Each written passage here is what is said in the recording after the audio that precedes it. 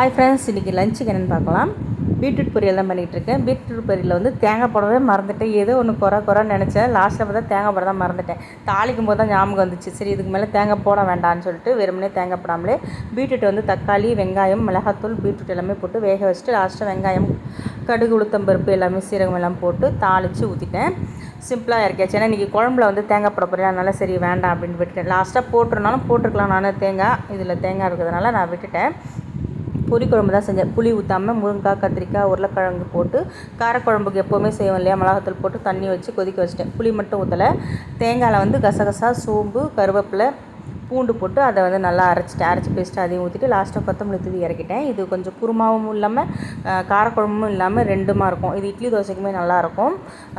காரக்குழம்பு இல்லாமல் டிஃப்ரெண்ட்டாக செய்யணும், இந்த மாதிரி குழம்பு செஞ்சு பாருங்கள். ஏற்கனவே இந்த ரெசிபி வந்து போட்டிருப்பேன். ஸ்நாக்ஸ்க்கு வந்து பார்த்திங்கன்னா பேரிச்சம்பழம் வச்சுருக்கேன்.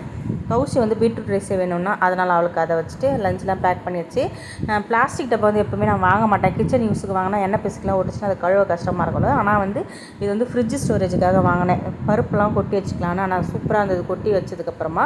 நல்ல வீட்டில் பார்க்கலாம். பை.